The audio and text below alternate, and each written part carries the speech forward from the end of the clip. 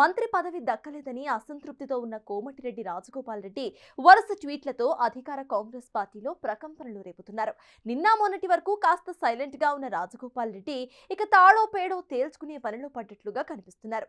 మంత్రి పదవి ఇస్తానని నమ్మించి మోసం చేశారని, 20 నెలలు ఓపికతో చూశానని, ఇక ఓపిక నశించిపోయిందని సీఎం రేవంత్ రెడ్డిపై బహిరంగ విమర్శలు చేయటం కాంగ్రెస్ శ్రేణుల్లో కలకలం రేపుతోంది.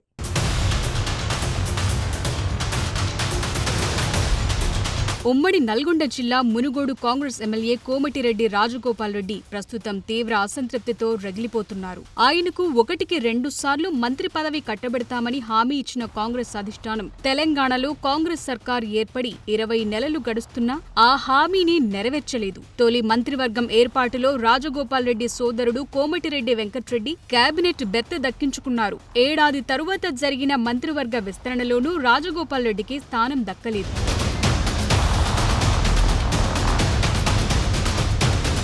కోమటిరెడ్డి సోదరులు ఇద్దరికీ మంత్రి పదవులు అనేది జిల్లా కుల సమీకరణాల్లో భాగంగా కుదరటం లేదని కాంగ్రెస్ పెద్దలు కొందరు అభిప్రాయపడుతున్నారు. నల్గొండ జిల్లా నుంచి ఇప్పటికే కోమటిరెడ్డి వెంకట్రెడ్డి, ఉత్తమ్ కుమార్ రెడ్డిలు కేబినెట్లో కొనసాగుతున్నారు. ఆ క్రమంలో ఒకే జిల్లా నుంచి రెడ్డి సామాజిక వర్గానికే చెందిన 3వ నేతకు ఎలా మంత్రి పదవి ఇస్తారన్న పాయింట్ లేవనెత్తుతున్నారు. అయితే పార్టీలో చేర్చుకుని హామీ ఇచ్చే ముందు తెలియదా సోదరులమని? అలాగే పార్లమెంట్ ఎన్నికల సమయంలో కూడా ఇన్ఛార్జి బాధ్యతలు అప్పగించి హామీ ఇచ్చినప్పుడు తెలియదా సోదరులమంటూ కోమటిరెడ్డి రాజగోపాల్ రెడ్డి బహిరంగ విమర్శలు చేస్తున్నారు.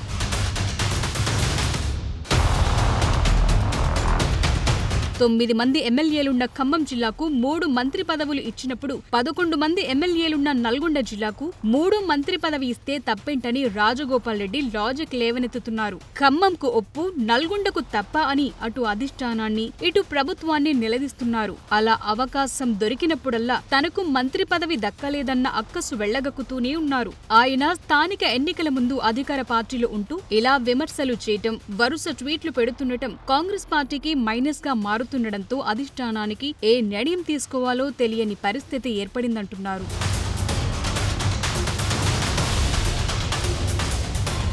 ఓవైపు రాజగోపాల్ రెడ్డి ఇలా విరుచుకుపడుతుంటే సోదరుడు వెంకట్రెడ్డి మాత్రం సీఎం రేవంత్ రెడ్డికి అనుకూలంగా మాట్లాడుతూ మళ్లీ మీరే ముఖ్యమంత్రి అవుతారని అంటున్నారు. సోదరునికి మంత్రి పదవి హామీ విషయం తనకు తెలియదని చెప్పుకొస్తున్నారు. అలా అన్న ఒకలా తమ్ముడు మరోలా మాట్లాడటం ఎవరికీ అంతుపట్టడం లేదు. ఆ క్రమంలో ఇప్పుడు అందరి దృష్టి రాజగోపాల్ రెడ్డిపై పడింది. ఆయన ఏం చేయబోతున్నారు అని ఆసక్తిగా గమనిస్తున్నారు. గతంలో బీఆర్ఎస్ అధికారంలో ఉన్నప్పుడు కాంగ్రెస్ ఎమ్మెల్యేగా రాజీనామా చేసి ప్రభుత్వంపై కొట్లాడుతూ బీజేపీలో చేరిన రాజగోపాల్ బైపోల్స్ లో ఓడిపోయారు.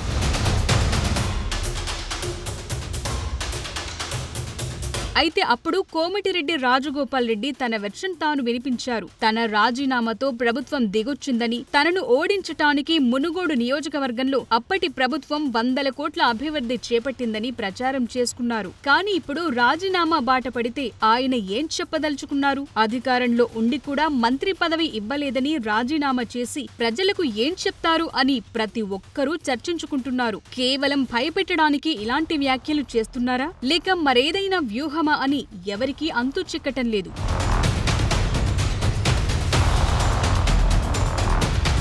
ఆ క్రమంలో రాజగోపాల్ రెడ్డి మునుగోడు అభివృద్ధిని ఫోకస్ చేస్తూ కొత్త వాయిస్ వినిపిస్తున్నారు. మంత్రి పదవిపై మీరు మాటిచ్చారు, ఇచ్చినప్పుడు ఇవ్వండి, కానీ అప్పటి వరకు మాత్రం మునుగోడు అభివృద్ధికి సహకరించండి. అభివృద్ధి నిధుల్లో ఒక్క రూపాయి కూడా ఆపొద్దని కాంగ్రెస్ పెద్దలకు సూచిస్తున్నారు. మంత్రి పదవి ఇస్తామన్న హామీ అమలు ఆలస్యమైంది, సమీకరణాలు కుదరటం లేదు అంటున్నారు. ఎందుకు కుదరటం లేదు సమీకరణాలు? రాకుండా ఎవరడ్డుకుంటున్నారని నిలదీస్తున్నారు.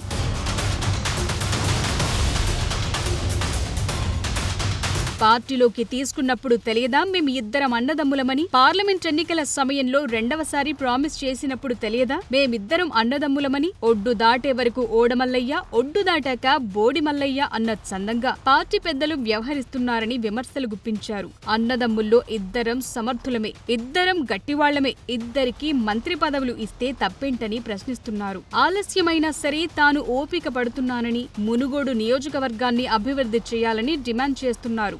మునుగోడు ప్రజలకు అన్యాయం చేసినా రాజగోపాల్ రెడ్డికి అన్యాయం చేసినట్టు.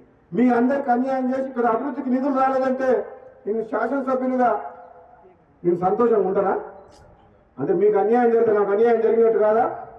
అందుకనే ఎప్పుడంట నాకు అన్యాయం జరిగినా పర్వాలేదు కానీ మునుగోడు ప్రజలకు అన్యాయం చేయొద్దని గతంలో చెప్పిన ప్రభుత్వానికి ఇప్పుడు కూడా చెప్తున్నా. సరే నాకు మీరు మాట ఇచ్చినప్పుడు ఇద్దరు, కానీ అప్పటిదాకా మాత్రం మునుగోడు అభివృద్ధికి మాత్రం సహకరించండి, ఒక్క రూపాయి కూడా ఆపచ్చు అంటున్నా. ఇస్తామన్న మాట ఆలస్యమైంది, సమీకరణలు కుదరలేదని అంటుండ్రు. ఎందుకు కుదురుతారో సమీకరణలు? మనసు ఉంటే మార్గం ఉంటుంది, ఎవరు పుల్ల పెడుతూ రాకుండా ఎందుకు కుదురుతారో సమీకరణలు? నీకు నన్ను పార్టీలో తీసుకున్నప్పుడు కదా మీ ఇద్దరు అర్థం ఉండాలి కదా, తెలుసుగా. మన పార్లమెంట్ ఎన్నికలప్పుడు రెండోసారి ప్రామిస్ చేసి మాట ఇచ్చినప్పుడు కదా మీ ఇద్దరు అర్థం.